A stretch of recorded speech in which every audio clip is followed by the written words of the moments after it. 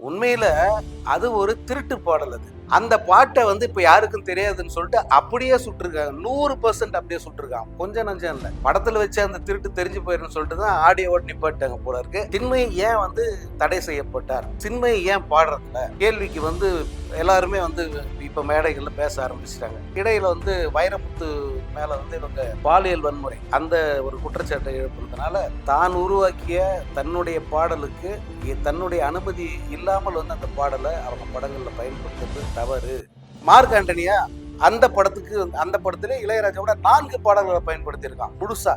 அந்த அடியே மனம் நில்லு நடிக்காதடி உள்பட 4 பாட்டை பயன்படுத்தியிருக்கான். அதுக்கும் அவன் எந்த விதமான அனுமதியும் வாங்கல. அந்த திமிரில தான் இந்த அதே போல தேவா ஒரு அண்மையில் ஒரு பேட்டியில் என்னுடைய பாடல்களுக்கு நான் ராயல்டி காப்பிரைட் கேட்க மாட்டேன், யாரும் வேணா பயன்படுத்திக்கங்க அப்படி பயன்படுத்துறதால தேவா என்ன மாதிரி ஒரு காப்பி கேட்டுன்னு உலகத்துக்கே தெரியும். தேவா ஒரு 1000 பாட்டு போட்டிருக்காருன்னா அதுல 500 பாட்டு இப்படி சுட்டு போட்ட பாட்டு.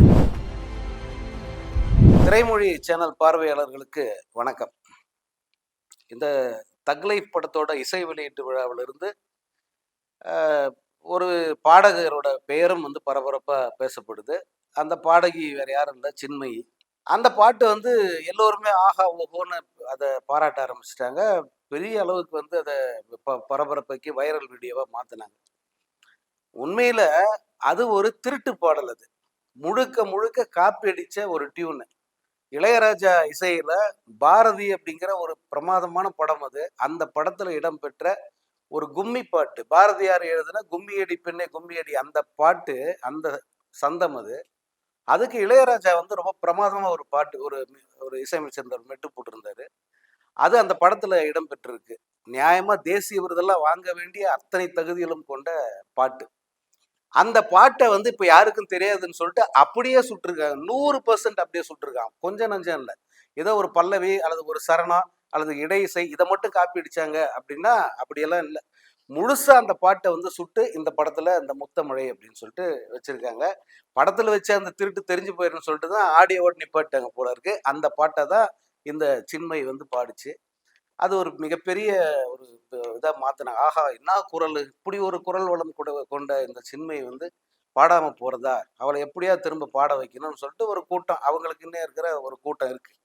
இவங்க இப்ப திரும்ப சின்மயிக்கு ஆதரவான ஒரு லாபியில இறங்கிட்டாங்க. சின்மயி ஏன் தடை செய்யப்பட்டார்? சின்மயி ஏன் பாடுறதில்ல? இந்த ஒரு கேள்விக்கு எல்லாருமே இப்ப மேடைகள்ல பேச ஆரம்பிச்சிட்டாங்க. அது டப்பிங் ஆர்டிஸ்ட் யூனியன்ல அவங்களுக்கு 7 ஆண்டுகள் தடை விதிச்சிருக்காங்க பாடுறதுக்கு. அது அது ஒரு வழக்கு நீதிமன்றத்தில் அது நடந்துகிட்டு இருக்கு. அதனாலதான் அவங்கள வேற எதுலையும் பாட வைக்கல, பாடுறதுக்கு பயன்படுத்தல. இடையில வைரமுத்து மேல இவங்க அந்த பாலியல் வன்முறை அந்த ஒரு குற்றச்சாட்டை எழுப்புனதுனால இந்த சிக்கலே வேணாடான்னு சொல்லிட்டு பல பேர் ஒதுக்கி தள்ளிட்டாங்க. வைரமுத்தையும் பயன்படுத்த விட்டாங்க, சின்மையை பயன்படுத்துறதும் விட்டுட்டாங்க. ஆனா இந்த இவங்களுக்காக ஒரு லாபி பண்ற கூட்டம் இருக்கு பார்த்தீங்களா, அவங்க சும்மா இருக்க மாட்டாங்கல்ல. ஏதோ உங்களை மாதிரி என்ன மாதிரி சாதாரண ஆட்கள்னா நம்மளாம் யாரும் கண்டுக்க மாட்டாங்க. இவங்கெல்லாம் அப்படி இல்லை, மேல இருக்கிறவங்க. அதனால இவங்களுக்கு தனிப்பட்ட பாசம் எல்லாருக்கும். அதனால திரும்பவும் சின்மையை பாட வைக்கணும் அப்படின்னு சொல்லிட்டு ஒரு பெரிய லாபி நடந்துகிட்டு இருக்கு. அவங்க நிச்சயமா பாடுவாங்க. அப்படியெல்லாம் இவங்களை விட்டுற மாட்டாங்க. இந்த இந்த கூட்டம் அப்படியே விட்டுறது. ஏன்னா அவங்களுடைய ஆதிக்கம் இன்னும் இருக்கு. அதனால மணிரத்னம் அல்லது கமலஹாசன், ஏஆர் ரகுமான் மதத்தால வேற இருந்தாலும் மனசால அவர் அப்படித்தான் இருக்காரு போல இருக்கு. அதனால இவங்கெல்லாம் விட்டு விடாமல் கண்டிப்பாக சின்மையை திரும்ப பாட வைப்பாங்க. அடுத்து இப்போ திரும்ப அந்த காப்பிரைட் இஷ்யூ, படங்கள்ல பழைய பாடல்களை பயன்படுத்துறதால அது இளையராஜா தான் அதை ஆரம்பிச்சு வச்சார். ஏன்னா தான் உருவாக்கிய தன்னுடைய பாடலுக்கு தன்னுடைய அனுமதி இல்லாமல் அந்த பாடலை அவங்க படங்கள்ல பயன்படுத்துறது தவறு. குறைந்தபட்சம் என்கிட்ட அனுமதியாவது கேட்கணும் அப்படிங்கிற அந்த போர்க்குரலை எழுப்பியவர் இளையராஜா. அதனால அவர் பலவிதமான விமர்சனங்களுக்கு ஆளானாரு. பட் அவர் அதை பத்தி எல்லாம் கவலைப்படல.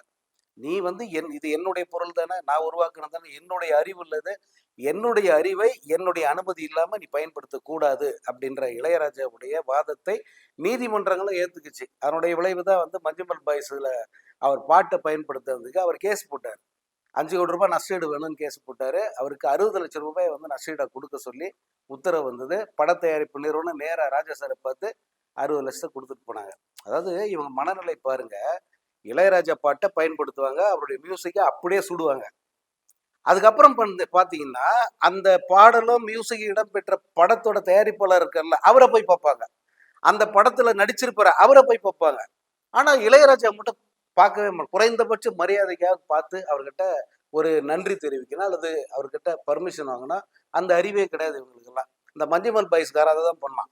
கமல்ஹாசனை போய் பார்க்குறான். கமல்ஹாசனை போய் பார்த்து எல்லாம் கூடி குழாவி போட்டு எடுத்தெல்லாம் வெளியிட்டான். கமல்ஹாசன் அப்படி புலக முடிச்சு அவரும் வந்து பாராட்டாரு. ஏன்னா அவருக்கு இவங்க பைசா கொடுத்துட்டாங்க. ஆனா படத்துக்கு இசை, அந்த படத்துக்கே உயிர் நாடியா திகழ்ந்தது அந்த இசையும் பாட்டும் தான். அவர்கிட்ட மட்டும் வந்து பார்க்கவே இல்லை. அவர் இருக்கிற திசை பார்க்க கூட திரும்பவே இல்லை. அப்படின்னா உங்களுக்கு வந்து அவர் மேல வருமா? அவருடைய பொருளை பயன்படுத்துறீங்க, ஆனா அவர்கிட்ட நீங்க அனுமதி வாங்க மாட்டீங்க. இதைத்தான் வந்து இப்போ அண்மையில குட் பேட் அகலி படத்துக்கு நடந்தது. அந்த படத்துல வந்து 3 பாடல்கள். அதுக்கு முன்ன வந்து இந்த டைரக்டர் இந்த ஆதிக்க ரவிச்சந்திரனுக்கான இவன் ஏற்கனவே வந்து அந்த மார்க் ஆண்டனியா அந்த படத்திலே இளையராஜாவோட 4 பாடல்களை பயன்படுத்தியிருக்கான் முழுசா. அந்த அடியே மனம் நில்லுனா நிக்காதடி உள்பட 4 பாட்டை பயன்படுத்தியிருக்கான். அதுக்கும் வந்து அவன் எந்த விதமான அனுமதியும் வாங்கல. அந்த திமிரில தான் வந்து இந்த குட் பேட் அக்லியில 3 பாடல்களை சுட்டிருக்கான். அவர் கேஸ் போட்டார். இப்போ 5 கோடி ரூபாய் கொடு, இல்ல நான் கேஸ் போடுவேன்னாரு. அவன் 2மே பண்ணல. அதே போல வந்து மன்னிப்பு கேட்கணும், பகிரங்க மன்னிப்பு கேட்கணும்னு சொன்னாரு. அவன் அதையும் செய்யல. அதனால வழக்கு தொடுத்துட்டாங்க. அது வழக்கு போய்கிட்டு இருக்கு. இப்ப இடையில வந்து சில படங்கள்ல வெவ்வேறு பாடல்களை வந்து பயன்படுத்தியிருக்காங்க. குறிப்பா அந்த டூரிஸ்ட் ஃபேமிலி படத்துல மம்பட்டியான் பட பாட்டை வந்து அவங்க பயன்படுத்தியிருக்காங்க. இது போல இன்னும் சில பாடல்களை கூட பயன்படுத்தியிருக்காங்க. அவங்கெல்லாம் என்னன்னா, நாங்க காப்பிரைட் எல்லாம் எங்களுக்கு வேண்டாம். அது ஏன்னா இந்த பாட்டு, இப்படி ஒரு பாட்டு மம்பட்டியான் படத்தில் இருந்ததுன்னே பல பேருக்கு தெரியாது, ஞாபகம் கூட இருக்காது. இந்த படத்துல வந்தது. அதுவும் இந்த படம் வந்து ஒரு நல்ல படம் அப்படிங்கிறதுனால வந்து டக்குன்னு வந்து அது வைரல் ஆகி போச்சு. அது அந்த படத்தோட டைரக்டர், ப்ரொடியூசரு தியாகராஜன் கிட்ட கேட்கும்போது வந்து, இல்லை எனக்கு அதெல்லாம் நான் காப்பிரைட்லாம் கேட்க மாட்டேன், நியாயமா வந்து நம்ம தான் அவங்கள பாராட்டணும் அப்படின்னு சொல்லிட்டு நான் பாராட்டிட்டேன்ட்டாரு. அது அவருடைய மனநிலை. அதே போல தேவா வந்து ஒரு அண்மையில் ஒரு பேட்டியில் வந்து, என்னுடைய பாடல்களுக்கு நான் ராயல்ட்டி காப்பிரைட் கேட்க மாட்டேன், யார் வேணா பயன்படுத்திக்கங்க, அப்படி பயன்படுத்துறதால நான் இன்னும் பல பேரை போய் சென்றடைகிறேன், அதனால நீங்க யூஸ் பண்ணிக்கங்க அப்படின்னு சொல்லிட்டாரு. உடனே வந்து இதை 2த்தையும் தூக்கின்னு வந்துட்டாங்க. இது வந்து இளையராஜா எப்படியெல்லாம் பண்றாரு, இவங்க 2 பேரும் எப்படியெல்லாம் பெருந்தன்மை நடந்துக்கிறாங்க பாருங்க. அட முண்டங்களா, இல்லாதவன் என்ன வேணா பண்ணுவான். ஏன்னா இவங்க இப்போ மம்பட்டியான் வந்து தொடர்ச்சியா படங்கள் பண்ணி தொடர்ச்சியா அவர் என்ன மியூசிக் போடுறத கெட்டு போச்சு, அதெல்லாம் ஒன்றும் கிடையாது. இல்ல தேவா என்ன மாதிரி ஒரு காப்பி கேட்டுன்னு உலகத்துக்கே தெரியும். தேவாவோட எத்தனை பாட்டு அப்படியே இளையராஜா பாட்டை எடுத்து அப்படியே வந்து இளையராஜா மாதிரி ஒரு பாட்டு வேணுங்க, இளையராஜா அந்த பாட்டு போட்டிருக்காருல்ல, இந்த மாதிரி ஒரு பாட்டு வேணுங்க அப்படின்னு ஒரு ப்ரொடியூசர் போய் அவர்கிட்ட கேட்டா, அந்த மாதிரி என்னங்க இதையே போட்டு கொடுக்குற வாங்க அப்படின்னு கூப்பிட்டு வச்சு போடுறவர் தான் தேவா. இவருக்கு என்ன காப்பி ரைட்டு? இவர் ஒரு காப்பி கேட்டு இவருக்கு ஒரு காப்பி ரைட் வேணுமா அவருக்கு? இதை வேற பெருமையா அவர் சொல்லிக்கிறாரு. அண்ணாமலை படத்துல ஒரு பெண் புறான்னு ஒரு பாட்டு, அது எவ்வளவு பெரிய ஹிட் சாங்கு. உடனே தேவாவை தள்ளு தூக்கி வச்சு கொண்டார். தேவா என்னம்மா பாட்டு, அது தேவா பாட்டு இல்லடா, அந்த பாட்டுக்கு ஒரிஜினல் மூலகர்த்தா யாருன்னா இளையராஜா தான். அழகே உன்னை ஆராதிக்கிறேன்னு ஒரு படம் வந்தது. அந்த படத்துல 9 10 பாட்டு, அதுல ஒரு பாட்டு சின்ன பாட்டு தான் அழகே உன்னை ஆராதிக்கிறேன்னு ஆரம்ப இசையிலிருந்து அந்த டியூன் வரைக்கும் முழுசா சுட்டு போட்டிருப்பாரு தேவா.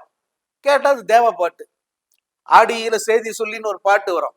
அந்த பாட்டு அப்படியே வந்து ராமராஜ படம் எங்க ஊருக்கு ஆவாக்கார படத்துல வந்து அப்படியே சுட்டு போட்டிருப்பாரு தேவா. இப்படி எவ்வளவு பாட்டு தேவா ஒரு 1000 பாட்டு போட்டிருக்காருன்னா அதுல 500 பாட்டு வந்து இப்படி சுட்டு போட்ட பாட்டு. இது இல்லாம வந்து நமக்கு தெரியாத லாங்குவேஜ்ல இருந்து எவ்வளவு பாட்டு சுட்டிருப்பாங்கன்னு சொல்லிட்டு நமக்கு தெரியாது இல்ல. இதெல்லாம் தெரிஞ்சது. கண்ணெதிரில் இளையராஜான்னு ஒருத்தர் இருக்காரு, அவர் இசையமைச்ச பாட்டையே இவ்வளவு சுட்டு போடுறாங்க இவங்க. இப்ப நமக்கு தெரியாத வெளிநாட்டு மொழிகள்ல எவ்வளவு பாடல்கள் இருக்கும், அதை எவ்வளவு வந்து இவங்க சுட்டிருப்பாங்க. ஸோ இவங்கெல்லாம் காப்பிரைட் வேணாம்னு சொல்றதுக்கு அது ஒரு பெரிய அது கேலி குத்துது. காப்பிரைட் பத்தியே பேச தகுதி இல்லாதவங்கலாம். பட் அவர் அப்படி கிடையாது. அவர் ஒரு பாடலை, ஒரு இசையை முழுசா உருவாக்குறார். தன்னுடைய சொந்த கற்பனையில வந்து உருவாக்குறார். அப்படி உருவாக்குன அந்த பாட்டு மிகப்பெரிய ஹிட் ஆகுது, மக்களை போய் சேருது, எத்தனையோ பேரோட துயரத்தை துடைக்குது. அவ்வளவு பாதிப்பை ஏற்படுத்துகிற அந்த பாட்டை காலங்கள் கடந்தாலும் தலைமுறைகள் கடந்தாலும் வந்து கொண்டாடப்படுகிற அந்த பாட்டை நீ அவருடைய அனுமதி இல்லாம எடுத்து போடுறது மிகப்பெரிய தவறு அப்படிங்கிறத அவரு சட்டப்பூர்வமாக தனக்குள்ள உரிமையை பயன்படுத்தி சொல்றாரு. ஸோ இதுல இளையராஜாவுடைய நிலைப்பாட்டையும் மற்றவர்களின் நிலைப்பாட்டையும் ஒப்பிட்டு பேசுறதே மிக மிக தவறு. அது தெரியாம தான் வந்து இன்னைக்கு இந்த இப்ப தியாகராஜன் சொன்னதையோ, தேவா சொன்னதையோ, இல்ல மற்ற இன்னும் சிலர் சொன்னதையெல்லாம் வந்து வச்சுக்கிட்டு வந்து தள்ள தூக்கி வச்சு கொண்டாடுறாங்க.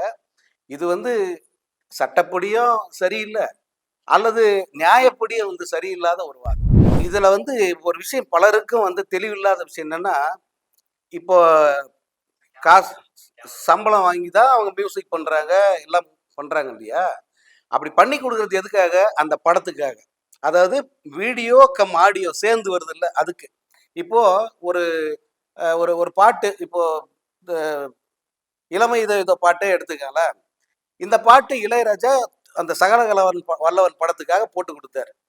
இப்ப இந்த பாட்டோட வீடியோவை பயன்படுத்துறதுக்கு முழு உரிமையா யாருக்கு இருக்கு? ப்ரொடியூசருக்கு இருக்கு. அதுக்கு இளையராஜா பங்கு கேட்க மாட்டார். அந்த பாட்டோட பாட்டு பிளஸ் அந்த அந்த காட்சிகள் வீடியோ சேர்ந்து ஒலிக்குது இல்ல, இதை வந்து இளையராஜா சொந்தம் கொண்டாட மாட்டார். அவர் சொந்தம் கொண்டாடுவது எதுன்னா அவருடைய அந்த அறிவுசார் சொத்துரிமைன்னு சொல்லுவாங்க அதை. அந்த அறிவுசார் சொத்துரிமையில உருவான அந்த பாட்டினுடைய ஆடியோ, அந்த ஆடியோ ரைட்ஸ் மட்டும் வந்து எப்போதுமே உருவாக்குவதற்கு தான் உரிமையானது. இது இன்டர்நேஷனல் லா, அதாவது சர்வதேச அளவில் இருக்கிற காப்பிரைட் லா இது. இந்த சட்டம் என்பது இப்ப இந்தியாவிலும் வந்து முழுசா அமலுக்கு வந்திருக்கு. அந்த சட்டப்படி தான் வந்து இளையராஜா அதுக்கு உரிமை கோர்றாரு. இன்னொன்னு, நீ என்னதான் வந்து ஒரு ஒரு ஒரு ஒரு குழந்தைய பெத்து வளர்த்து நீங்க வந்து இன்னொருத்தனுக்கு கல்யாணம் பண்ணி கொடுத்தாலும் அது யாருடைய குழந்தைன்னு சொல்லும் போது வந்து இன்னாருடைய குழந்தைன்னு சொல்லிட்டு அவர் பேரை சொல்லி தான் சொல்லுவாங்களே தவிர வானத்திலிருந்து அப்படியே வந்து குதிச்சிருச்சு நான் தூக்கி நட்டேன் அப்படின்னு யாரும் சொல்ல முடியாது.